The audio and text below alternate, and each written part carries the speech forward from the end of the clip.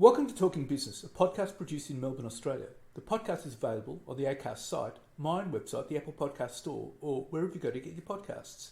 Or you can get it at the Business Acumen website at www.businessacumen.biz or at Banking Day. For the most exclusive access to leading economists and business leaders from around the world, subscribe to Talking Business from our website, leongettler.com. I am Leon Gettler. My job is to review and monitor the week's news in business, finance and economics. I bring it all to you every week. This is episode number 31 in our series for 2023, and today's date is Friday, September the 1st. First, I'll be talking to Danielle Harmer from Domain. Danielle is General Manager Product for all of Domain's agent products, along with GM of all homes. And I'll be talking to Rabobank economist Michael Every about China's economic crisis. But first, let's talk to Danielle Harmer. Well, Danielle Harmer, what is the role of technology in real estate?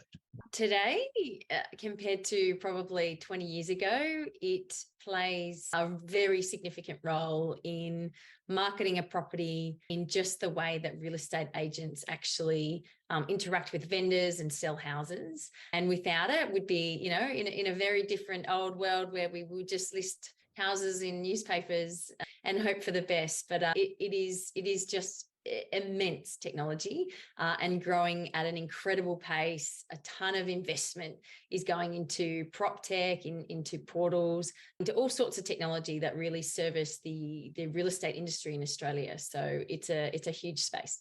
Is it also a better way of reaching audiences? Absolutely. I kind of classify tech in real estate in two buckets. One is around marketing and how you use technology to reach the largest audiences you possibly can to get it in front of as many eyeballs and as many, possible buyers and sellers that you possibly can. So audience is one big thing, and that's really around marketing for if you're going to, sell a house. The other part of technology in real estate is actually servicing real estate agents behind the scenes. There's a lot of, complex processes that go into, selling and listing a house. And there's tons of technology that real estate agents use that are kind of more workflow solutions that help them look good in front of vendors and that really kind of run what is a pretty complex process when people are selling houses. So that's like tech in the sort of typical sales process that you think of. There's a lot of tech and a lot of AI out there, for banks that look at the real estate industry. There's a lot of data technology that a lot of industries use. Obviously, real estate plays a huge part in our economy. So there's a lot of people interested in that sort of data space as well. So there's lots of tech in that data space as well. So depends on how far you want to go when we talk about tech in real estate. Do you yourself use a lot of data? I do in my role. So particularly as a technology person, day to day, I am quite often looking at data. That is, how much audience we've reached. What is the conversion on listing portals? How many listings do we have? What are the days on market? What is there's so much data in our world. I would say I absolutely use it daily, not only on the technology side to drive our roadmaps and what we actually, develop and use our engineering capacity to develop, but also what we talk about with our clients, what we go to market and write about to our consumers, facts around the property industry, as well as what we go to our core business, which is our real estate agent industry. Data is just immense. So Domain uses technology to actually draw it closer to customers and the other part of your community, the real estate agents. Absolutely. Yep. And both are extremely critical in the world that is the real estate industry. You need a huge audience and you need to keep them with nice facts, and they're always interested in their house and what it's going to sell for and what is their asset worth and what's happening in the industry and what's for sale. And on the flip side of it, agents, it's incredibly important that they have data, that they have really strong, compliance and processes behind when they're working with their customers as well. And we absolutely look at both of those things as key kind of technology areas. Do you use AI? Yeah, it's actually interesting. We just launched a product at Domain called LeadScope, which is a tool that is AI based. It's computer learning, and it helps be a little bit predictive. It helps agents think about who they might contact in their database, about who might be looking to sell. It's where agents have a relationship. They might have known someone and they're actually, thinking this address or these people that we already know might be thinking about selling, and now's the time to get in touch, giving them some market stats. And that's one example of where we're actually using AI. We've launched a recent product for our agent market that's looking at sort of, machine learning. It's a constant algorithm, the other foundations of that. So it's evolving so quickly now, the AI space. Yeah. And so that's quite an innovative approach of Domain to use it, isn't it? Oh, absolutely. And I think AI has been around, and machine learning and data has been around for a long time. I think we're just seeing that space really advance very quickly. We've seen the use of GPT. We're seeing a lot of real estate agencies now using just the foundational chat GPT, and they're writing their listing copy that goes to market if they're selling a house, and all sorts of, different ways to use it. But I can only see it growing. But we're absolutely using a lot of that technology around machine learning already in a lot of the models that we go out to market for, when we're using stats and reporting on what we think might happen in the property space, as well as kind of, some of the tech that we use for our real estate agents. Well, I mean, this is an interesting point, because $64 question. Would that mean that besides agents and salespeople, Domain is also employing a lot of tech people to drive this stuff? Absolutely. I mean, Domain is a technology business, and a significant proportion of Domain Group's workforce are the incredible engineers that build on the technology that support our real estate agents, our banking clients, and our consumers. And so a huge proportion of our workforce at Domain Group are wonderful engineers and technology people. Yeah. So I mean, how does technology play a part in each market setting? I mean, the real estate section is always changing, even as we speak. How is technology playing a role in that? Super interesting question, because I've worked at Domain for 7 years or so, and I've seen the market conditions change quite a lot. So it's been really interesting seeing, what technology gets used, or what the industry relies more on, or what consumers rely more on in different market settings. Just to give you a couple of examples of quite easy sort of, market settings is, when there's less listings. So when there's less people selling properties, which is actually sort of the period that we're in now, real estate agents, really have to rely on strong technology to find those listings and to win listings and to win business. So in an environment where there's less properties coming to market, the agents rely much more on, technology that will supply good market insights, that will help them, prospect or get in touch with people that they might know that, they might think about selling and they want to be there. So in a less listing environment, it's fascinating what the agents will really rely on to make sure that we keep that transaction volume going. When there's more listings, funny enough, and we've been through this during, periods of COVID, when actually people were taking advantage of the really amazing price increases, and lots of people were wanting to sell and gain from those price increase profits. At that stage, when you have lots of listings, again, our real estate agents and people who are wanting to sell then look at those, incredible technologies that offer audience and exposure. So you're really looking at really savvy marketing tools, and that is, you might be using portals, but you're also working with social media platforms, even platforms like our wonderful print magazine, and really diversifying how you can get in touch with audiences to sell. And when there's a lot of stock, you actually have to stand out in front of the crowd. So you've really got to look at, what products you can use to market that property. Again, similar sort of position when days on market are a bit higher. And we're seeing that in certain markets at the moment. Properties are sitting on the market for much longer.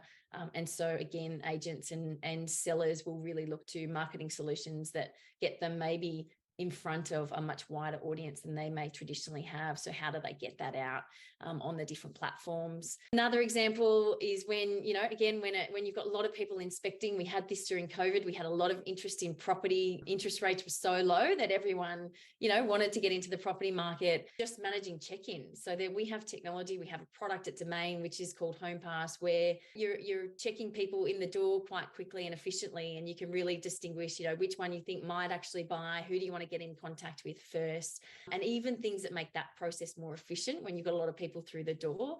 that sort of technology super helpful as well. So yeah, just another example, even just in lockdown when we were closing doors, people couldn't attend houses, then you really rely on 3D tours and photos and videos. And so every market, condition, you really do, turn to technology for that stuff in real estate. Yeah. Well, final question, and this is important. With agents using technology, how do they keep pace with it? Because technology is always changing.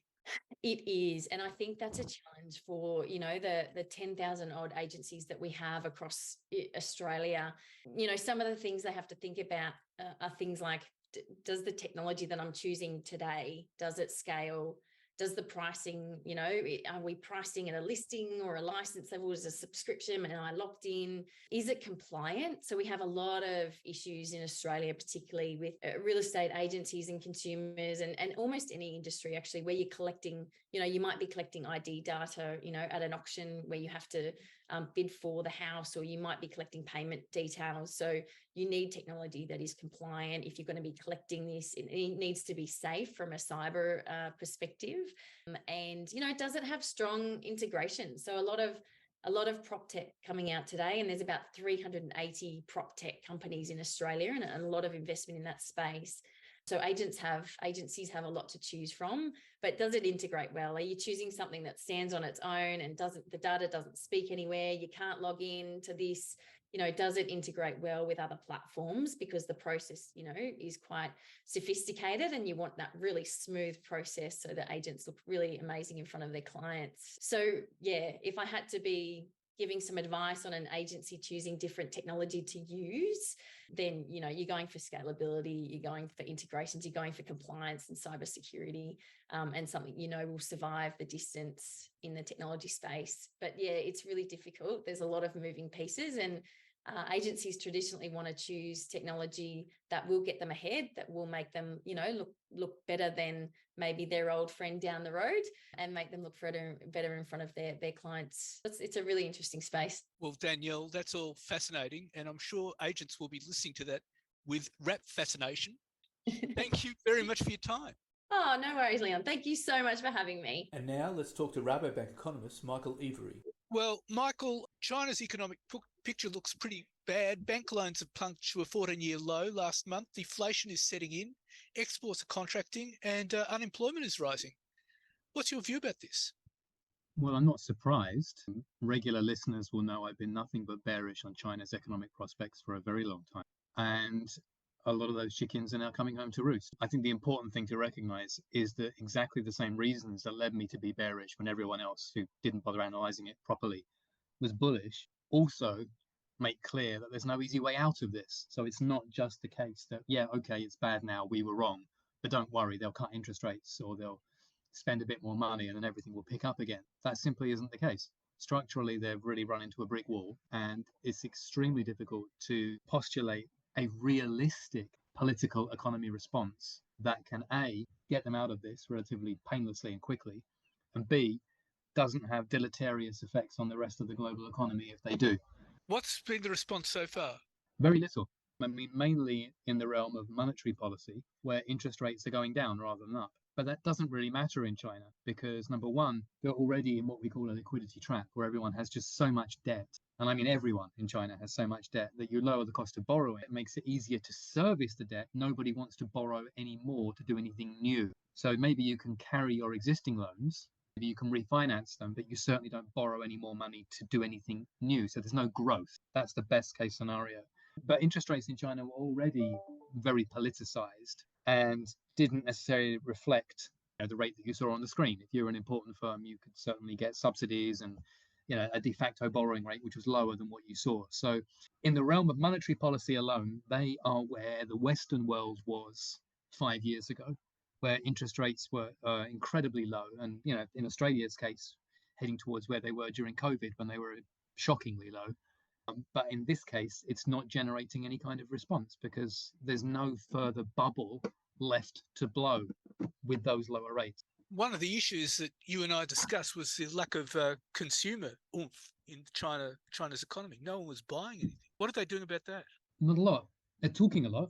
They're recognizing the fact that they need to have a shift to consumption. But if I had $1, Aussie or US, that every single time I've seen a shallow analyst who doesn't understand China, or a market shill, or someone from China themselves who's genuinely well-intentioned but doesn't maybe grasp the full scale of the problem, say we're going to rotate to consumption, or China is rotating to consumption, I could retire right now. But it doesn't happen because you have a political economy which, above and beyond anything ideological, which we've discussed many times in the past, in practical terms, is all about investment. The Chinese economy is about just building things endlessly. Keep building, and they will come. That's not consumption, that's investment. And if you pivot away from investment to consumption and you cut the cake or divide the cake differently, all the companies that have been investing go bankrupt because it's a perpetual motion machine, or it's a pyramid scheme. So then if you do that, you fire all the people working for those companies, and then you don't have any consumption again. So it's very, very hard to get yourself out of this particular economic cul-de-sac. And unemployment is rising, particularly youth unemployment. It's Well, we about think 20%. it is. Well, we don't know. It was 21% the last time we had the data, and now it's so bad they've stopped publishing it. So the whisper is it's 25% now. Now we've seen higher levels than that in major economies. I mean, I remember a few years back in Italy and Spain, they had 40% youth unemployment, which is just shocking. I mean, and those societies didn't break down, but what you did have was mass emigration, where lots of young Spaniards and Italians went to work elsewhere, mainly in the UK pre-Brexit. I'm not quite sure what China's option is, but they need to do something, and the government is aware they need to do something, but there are very rigid limits to what they can do in some respects, and what they can do without making matters worse in other respects, and the time frame within which they can realistically hope to do it.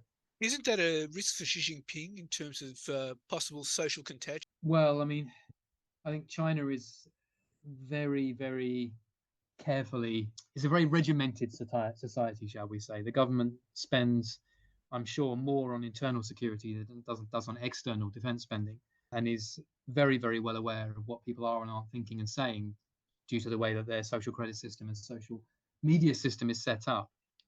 But if you look at it from the other way around, they need to do something about this. They understand that. But if they were to revert back to just more investment spending in more empty apartments, more infrastructure that isn't needed, more factories that don't have anyone to buy the end product, that would only create more problems. And if they were to push property prices up again, which, as I've said many times, and regular listeners have heard me say, is I think, an economic sickness with which Australia is very, very badly plagued itself. If they thought, well, that's how we get out of it, you just end up with an even angrier echelon of young people who can't afford to buy a home and can't afford to pay rent either, as is increasingly the case in Australia and other Western economies. So that's no route to social stability either. So there's no easy fix for this. And it doesn't mean that the government isn't unaware of it. They are just not prepared to go for the easy fix that we have been in the West, which actually makes things worse in a different way. So what can they possibly do looking ahead? That's a great question. And the answer is not a lot. Once you've got into this particular mess, if you break your arm or your leg and it resets in the wrong position, the first thing you're going to have to do is break it again before it can get better. And that's pretty much the position they're in now. There isn't an easy way to do that, or a painless way to do it. One thing that we suspect they might have to do, and this is where it starts to have external effects too, is to say, look, we're going to use some of the new financial architecture that we're setting up to start experimenting with some things that you've heard talked about in the West too, like central bank digital currency, et cetera, and literally start giving people programmable electronic vouchers to spend on specific products. Like, for example, we're making too many television sets. That's just an example, okay? But people are not buying enough television sets. So here's $1,000 equivalent in your bank or on a credit card or on some kind of digital format for you to buy a television in the next 3 months. And if you don't, it disappears. So you're just creating demand de novo from out of thin air to try and match that demand to supply. Now, could that work? Theoretically, yes. Institutionally, there are question marks how it would work. If you do it on too small a scale, which they've been trying with vouchers in some cities already, it doesn't move the needle. If you do it on a large scale, is hugely inflationary, as it was during COVID. Here's free money that you have to go and use to buy X. But more importantly, if you go down that particular road, you can kiss goodbye to any dream you've ever had of having market forces. There is no market economy there. You have a planned economy, effectively, where you're creating demand, by pressing a button constantly to try and match the supply that you've also created with the same system. And that starts to destabilize things short term, medium term, long term. And for the Western economy, it means, doing business with China would become that much trickier, because this would be for made in China products only. They're not going to do that for anything made abroad. It'll only be for national products. But it could still then see a bigger demand for commodity prices, at which point everyone else in the rest of the world would not benefit from any of that growth, but they would suffer from the higher inflation. Because if China is making more stuff again, or is consuming more stuff, that's more consumption of commodities, more inflation for everyone else around the rest of the world. And something like that is not exactly a market-led solution, is it? Not at all. And again, to be completely fair and putting this in a broader context, you have seen similar discussions being held in Europe, in America, not in Australia, because the RBA is just so far behind the curve in terms of understanding how the real world works. It's a bit embarrassing. But these conversations are being had in cloistered circles. And during COVID, you could say we edged pretty close to that, except we just handed out checks to everybody rather than mandating what you spent it on. And we didn't ask questions about whether it was a domestically produced product or a foreign one. And it's a good job that we did do that to a degree, because we didn't have any domestically produced products. But that's part of why we're seeing supply chains shifting all over the world, because we're realizing that we need to buy less from China and make more at home or nearer to home. So it's not like China is an outlier in this. There are other economies. Thailand is talking about doing something very, very similar right now. They're the government that's close to being put into office. And I expect it will come back as a trend if we do get a big global downturn and we have a big demand shortfall everywhere and oversupply. But yeah, you're not moving towards any kind of market solution. You're moving more towards a computerized command economy of sorts. And the track record of getting those things right is zero. And China is very much a political economy. So what would be the possible consequences of this? Well, it means it's easier to implement, but if it is done, it's obviously going to be done with a distinctly ideological bent. As I said, anything that they're purchasing will be made in China as much as possible. The raw materials might still have to come from abroad, but all the value add would be captured domestically. Possibly they'll even try and use the same method to shift, even commodity supply chains. For example, it could be that this digital payment system that I'm discussing is one where they say, well, look, we can either get iron ore from Australia and we have to pay you in dollars outside this digital payment system, or we can buy it from Africa or Brazil and they'll take the digital payment system. So we'll buy from them instead, at which point your exports dry up overnight because you're not prepared to go on the same system as them. Are we there yet? No.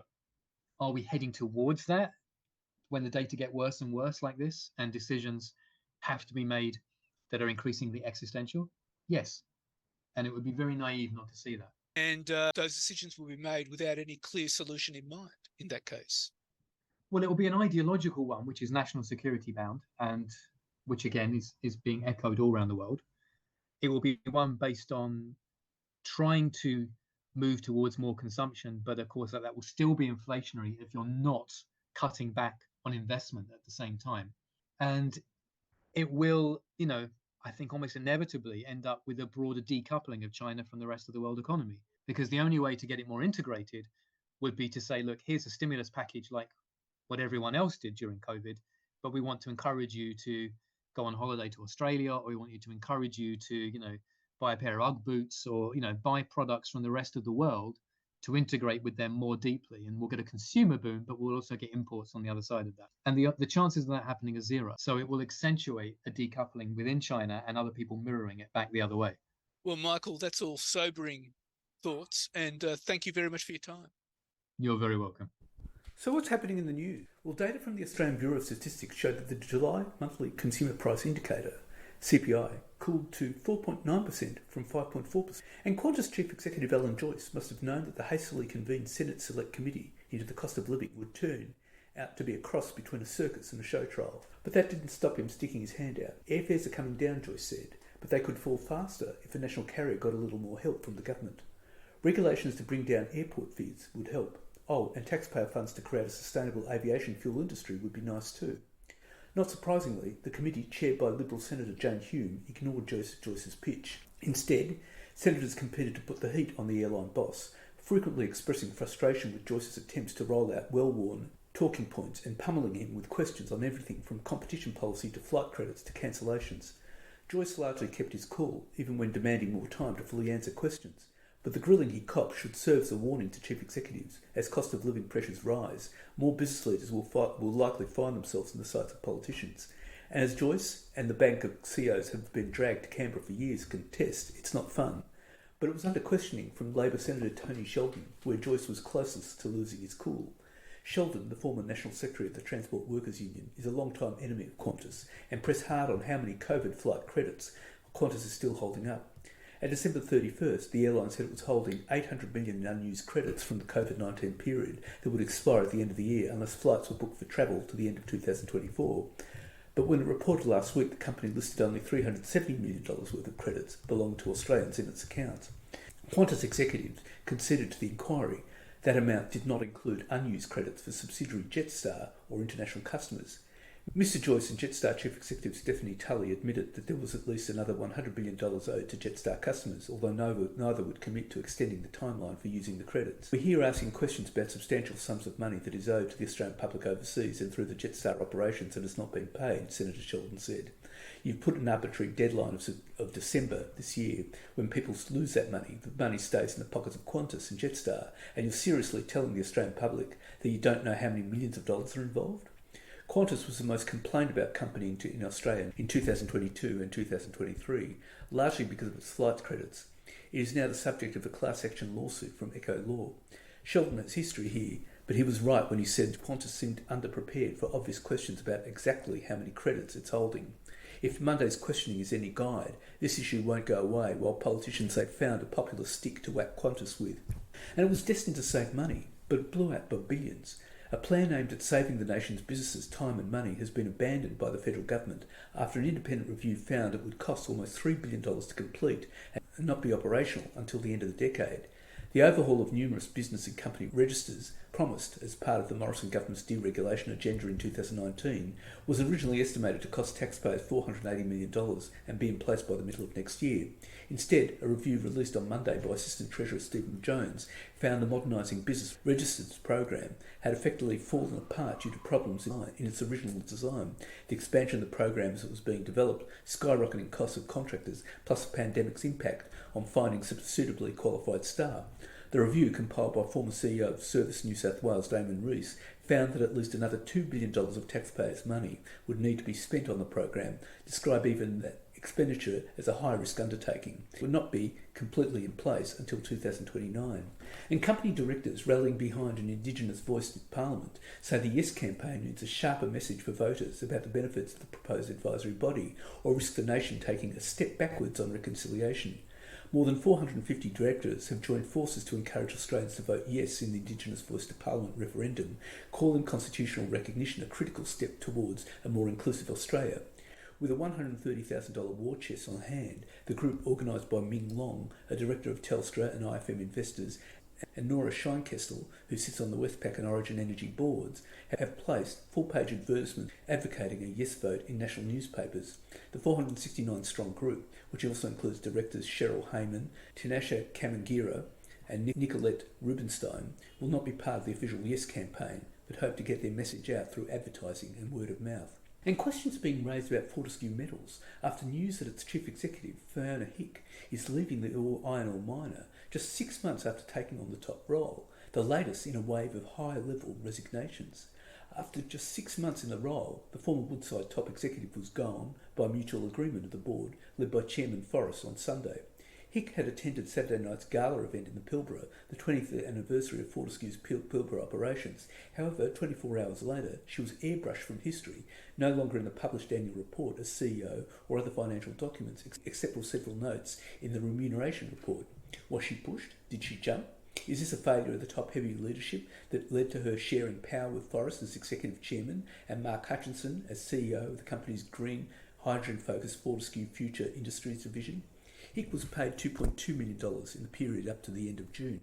The $60 billion iron ore miner was nothing short of a shambles earlier on Monday, and not from any external shocks like a slowing Chinese economy or a collapse in iron ore prices. Rather, it's all from Fortescue's own doing. The change comes during a period marked by huge executive staff turnover at the Andrew Forrest-founded miner and the pursuit of a new growth leg in hydrogen and clean energy projects. Only 2 of the 11 people serving on Fortescue's elite executive ranks in late 2020 remain with the company today. Lawyer Peter Houston and the former Chief Executive of Fortescue Future Industries, Julie Shuttleworth. Fortescue said in a statement, HIC made a joint decision with the board to leave. There does not appear to be any transition period, with the successor, the former head of operations, Dino Otranto, taking over immediately.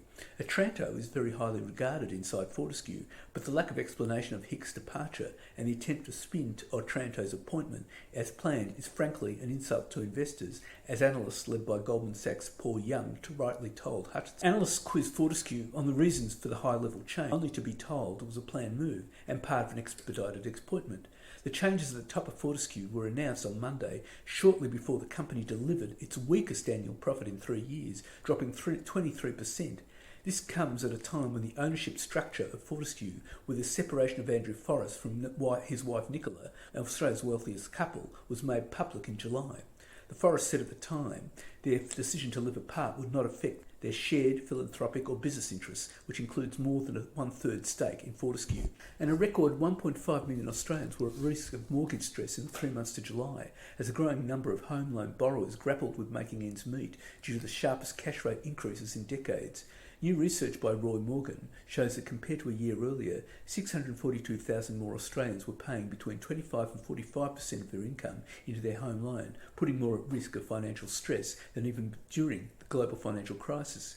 The largest size of the home loan market today means that proportionally close to a third of borrowers, 29.2%, are at risk. That is up from 28.8% in the quarter ending in June, but below the record high proportion of mortgage holders at risk during the GFC in 2008.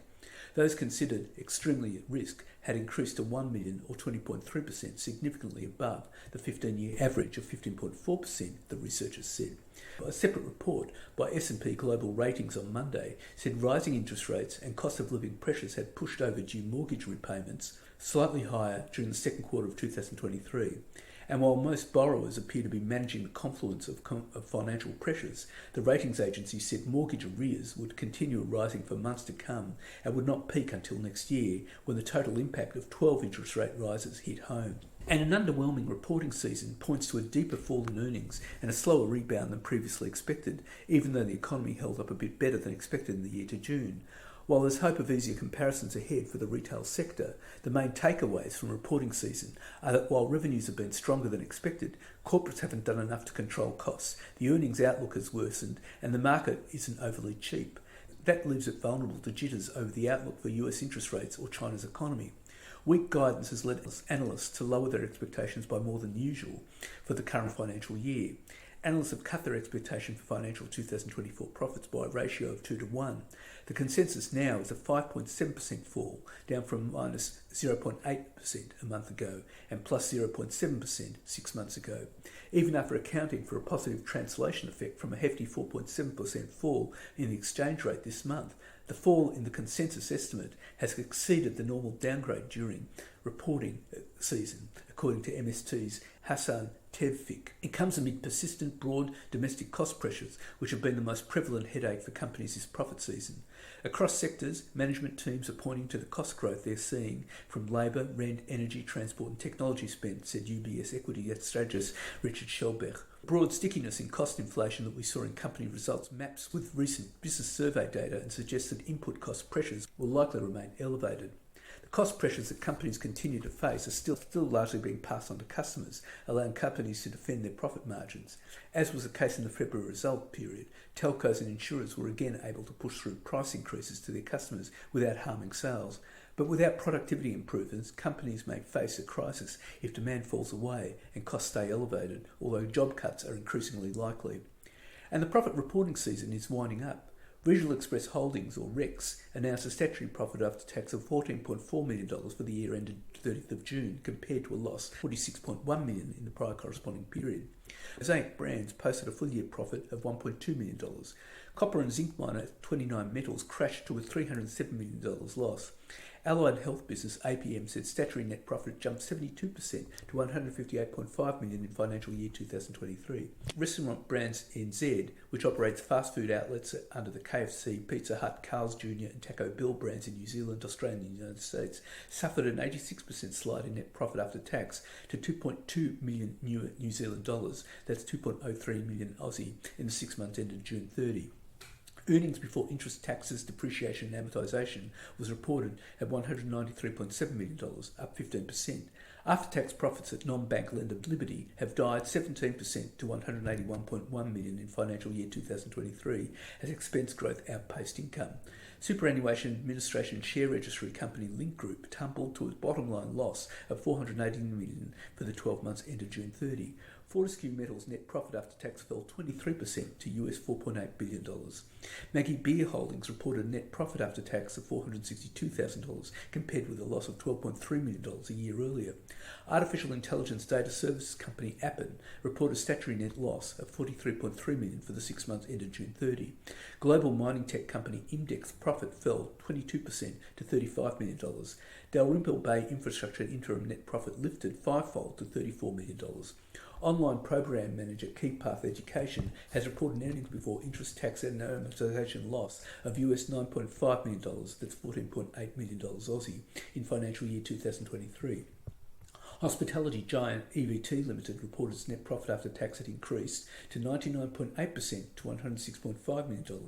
Strata Management and Insurance Bill Johns Lyng earnings before interest, tax, depreciation and amortisation rose 42.9% to $119.4 million. Star Entertainment has posted a $2.4 billion full-year loss. Tasmanian whiskey company Lark Distilling Co. suffered a loss of $4.91 million for the 12 months ended June 30, compared with a loss of $470,000 a year earlier. Zipco's gross profit was $250.6 million, up 20%. Cement and Concrete Group Adbri generated 3% lift in that net profit to $49.7 million for the 6 months ended June 30. Wealth Platform Premium's Australian segment posted record earnings of $23.4 million, up 23% on the previous year. Fisher & Paykel Healthcare expects operating revenue for the first half, which ends in September, to come in at $790 million New Zealand dollars, that's 725 million Aussie, and net profit after tax to fall within a range of 95 million New Zealand dollars to 105 million New Zealand dollars. Chrysos Corporation, the company part owned by the CSIRO, announced a net profit of $443,000 for 2023, compared with a loss of $3.9 million a year earlier. After-tax profits at non-bank lender Resibank have dived more than 30% to $66.5 million. Numi, the manufacturer of Milk Lab and other plant-based and dairy products formerly known as Freedom Foods, has posted a smaller net loss of $46.9 million in fiscal 2023. Telecommunications group Superloop posted an annual net loss of $43 million. Cooper Energy swung to an annual loss of $55.6 million from a $14.4 million profit a year earlier. Tyro Payments' gross profit rose 32.1% to a record $204.3 million. Mineral Resources' net profit after tax was $244 million, down 30% from FY22. Prosper has reversed to a $44.9 million after-tax loss. Kelsian, the commuter bus, ferry and tourism group's net profit after tax slumped by 60% to $21 million. Flight Centre recorded underlying earnings before interest, tax and amortisation at $301.6 million. Transport and logistics group Brambles' net profit after tax climbed by 90% to US $703.3 million for the 12 months ended June 30. Pathology giant Helios has sunk to a full year $397.8 million loss. Laser Australia has delivered an 11% lift in profit to $7.1 million. City Sheep Collective's underlying EBITDA from continuing operations tumbled 144.6% to a loss of $23.97 million. ASX-listed software company Dicker Data has posted a half-year net profit after tax of $54.1 million, up 7.8% when compared to the prior corresponding period. And that's it for this week. And next week I'll be talking to Angus Ferguson, the head of customer solutions at Domain Group, and I'll be talking to EY economist Sherelle Murphy about the latest inflation figures. In the meantime, catch me on Facebook, Twitter, Instagram, LinkedIn and YouTube. And if you want, leave a comment. For the most exclusive access to leading economists and business leaders from around the world, subscribe to Talking Business on the Apple Podcast Store or on my website, leongettler.com. If you want to contact me, email me at leon@leongettler.com. I answer all emails. Wishing you all a safe and healthy week and looking forward to bringing Talking Business next week.